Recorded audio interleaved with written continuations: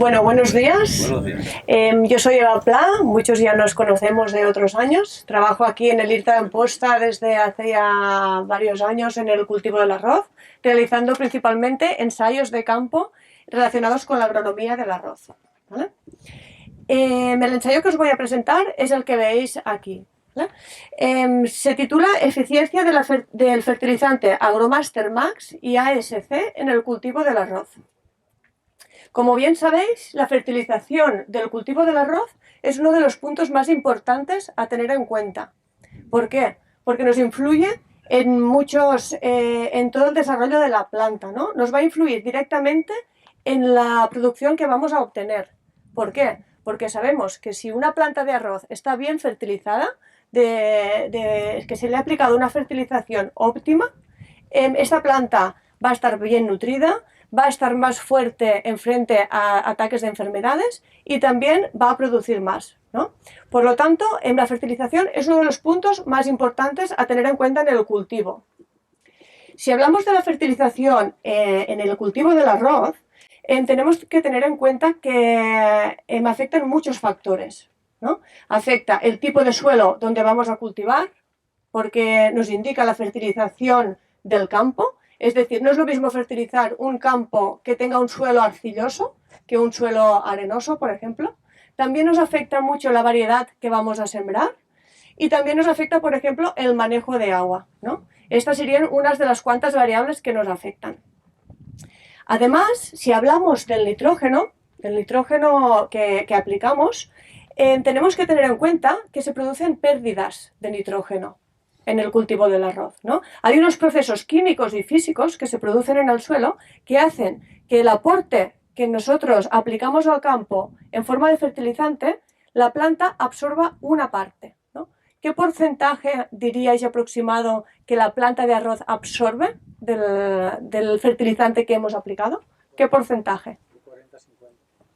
40-50. Exacto. Absorbe la planta de arroz un 40%.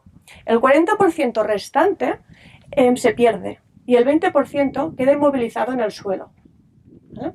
Lo que vamos a intentar es a optimizar esta fertilización, a reducir las pérdidas, ¿no? ¿Por qué? Porque esto nos hace que reduzcamos el aprovechamiento del fertilizante si tenemos tantas pérdidas y además una posible contaminación, ¿no?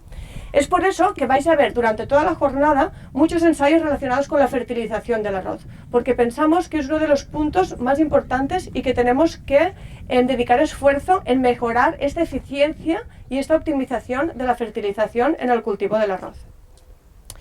Por todo ello, lo que hemos hecho aquí en concreto es un ensayo que vamos a comprobar la eficiencia de estos dos fertilizantes que introducen una nueva tecnología. ¿Y cuál es esta nueva tecnología? Es un fertilizante que lleva la urea recubierta, ¿vale? Es un encapsulado y esta urea se va liberando gradualmente a lo largo de todo el cultivo y tiene la ventaja que con una sola aplicación en fondo tenemos suficiente para aguantar durante todo el cultivo, ¿vale? Tenemos dos formulados, el Agromaster Max y el Agromaster ASC.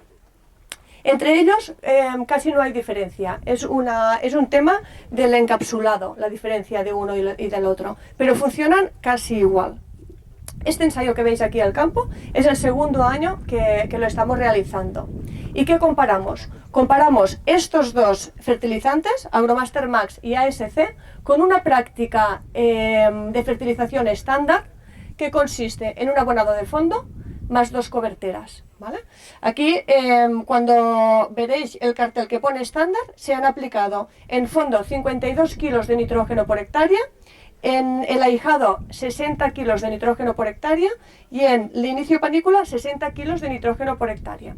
En total, las tres estrategias tienen 170 kilos de nitrógeno por hectárea y se comparan con un testigo cero nitrógeno, que no se ha aplicado nada de nitrógeno, ¿vale? El fósforo y el potasio se ha aplicado de la misma forma en las 4 estrategias, ¿vale? En fondo siempre. Lo que vimos el año pasado es que estos fertilizantes sí que se adaptaban bien aquí en las condiciones de cultivo y que daban una buena respuesta a la planta, ¿vale? Aquí lo vais a poder ver. Siempre me gusta incidir en el tema de los ensayos, que tenemos que tener en cuenta que para que un ensayo sea científicamente válido, se tiene que hacer repeticiones. ¿Vale? Las repeticiones que son réplicas de las estrategias. Aquí vais a ver en la primera réplica los 4 tratamientos. Estos 4 tratamientos están repetidos en la segunda hilera de parcelas, en la tercera y en la cuarta. ¿Vale? Hay 4 repeticiones de las mismas estrategias. Y también me gusta que os fijéis que siendo un ensayo de abonados, podríais pensar que el fertilizante pueda pasar de una parcela a otra, porque si os fijáis, no hay parcelas con márgenes. ¿Vale? Las parcelas están separadas entre ellas por una distancia de aproximadamente medio metro al sembrar. ¿Vale? Y no hay deriva de este nitrógeno de una parcela a la otra. Este es uno de los temas que nos preocupaba al inicio de realizar los ensayos de campo, porque pensábamos, ¿cómo vamos a aplicar aquí un abono y a la parcela del lado otro y que no se nos mezcle, ¿no? Y a lo largo de tantos años ya realizando ensayos, hemos visto que no hay deriva por el agua del fertilizante, sino que queda retenido en el suelo. Y aquí se puede apreciar, pues que si os fijáis, el testigo, que es el testigo cero, las plantas se ven ya amarillas y más pequeñas, ¿no? Se ve que le hace falta nitrógeno a esta parcela. En cambio, las otras de al lado se ven distintas. Y esto ya lo llevamos viendo durante muchos años en los ensayos de fertilización. También me gustaría que, viendo el testigo, es una manera de saber o de conocer la fertilidad del suelo donde hemos realizado el ensayo, ¿no? Porque si aquí no hemos aplicado nada de nitrógeno y vemos que estas plantas sí que necesitan nitrógeno, ¿no? Pues sabemos que el suelo donde estamos realizando el ensayo no es un suelo muy fértil. A veces hemos realizado ensayos en otros tipos de suelo y hemos obtenido unas plantas con un vigor mucho más elevado, ¿vale? Respecto al ensayo del año pasado, hemos querido enseñar algunos de los resultados, ¿no? Porque eran buenos resultados y hemos pensado que merece la pena enseñarlos, ¿no? En la primera gráfica se demuestra, no sé si lo veis todos, por aquí, es que aquí igual no veis el gráfico vosotros. En la primera gráfica se muestra el índice NDVI. ¿Esto qué es el índice NDVI? Lo medimos con este mesurador, ¿vale? Que nos indica el vigor del cultivo o el color que tiene el cultivo. Y nos da una lectura de lo bien nutrida que está la planta o mal nutrida, ¿no? De la nutrición de la planta. Si el valor es bajo, está mal nutrida. Si el valor es alto, está mejor nutrida. Y aquí, si veis, las 2 líneas superiores serían las 2 líneas que representan el Agromaster Max y el ASC. La línea gris sería el tratamiento estándar, la práctica habitual de la zona. Y el tratamiento naranja sería el testigo cero de nitrógeno, ¿vale? Por lo tanto, aquí ya nos indicaba el cultivo que estas plantas estaban bien nutridas, ¿no? Además, también estas parcelas se cosechan individualmente y tenemos la producción de cada una de ellas, ¿no?